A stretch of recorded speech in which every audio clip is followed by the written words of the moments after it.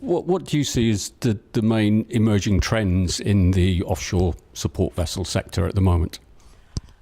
Emerging trends, well, more on the subsea vessel side of things, I think, well, certainly with the downturn in the market, I think we have seen a lot more units,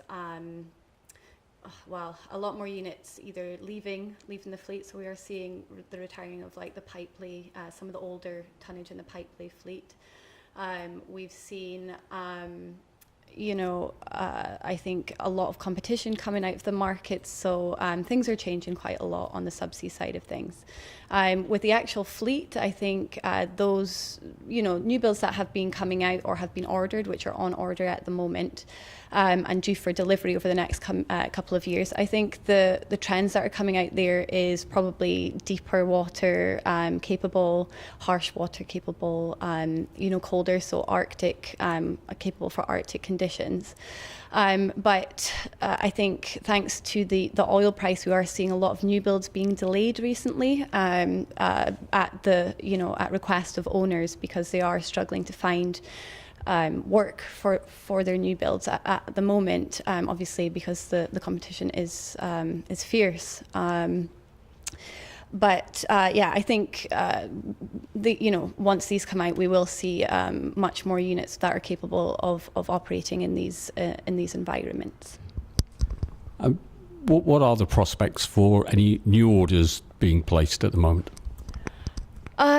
Well, we haven't really seen many new orders last year or this year. I think the comparison to maybe 2013 and 2014 is quite vast. So I think already we are seeing a slowdown. Though you have to remember that with new builds, they take a couple of years to be built, and of course we do expect to see some recovery within the market from hopefully 2017, the back end of 2017 onwards. So it takes a couple of years to be built. It'll come out of the market, and hopefully we'll have a little bit more improvement then. So I think there is still scope for units to be ordered. But on the other hand, already, as I said in my presentation, we're seeing oversupply in quite a few of these markets. So unless we see some more attrition, some more units, leaving, being retired or scrapped, I think, more vessel orders is going to, cause this kind of oversupply and flood in the market. So, I think short term, a lot more orders for new builds is probably unlikely, but longer term, I would imagine we will see people start to order new units and trying to update their fleets a little bit. And we know that quite a number of vessels are being laid up, but are we seeing some of the older vessels being withdrawn permanently and scrapped?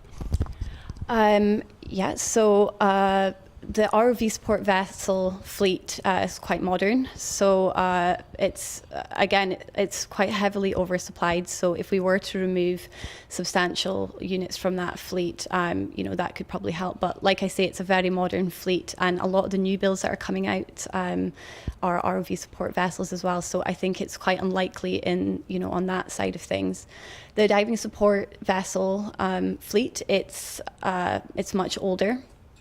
But there are new builds coming out there, but we haven't really heard of many people talking about getting rid of those units, because it is a much smaller fleet actually.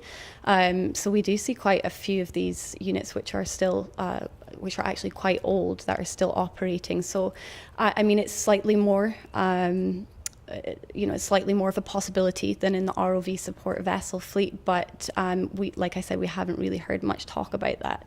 On the pipelay side of things, though, we have seen some of the older units, some of the older tonnage actually leaving the fleet. Last year we saw 5 units, I believe, removed from the fleet, and there's talk and plans for more to be permanently removed, retired and scrapped from the fleet this year and next year.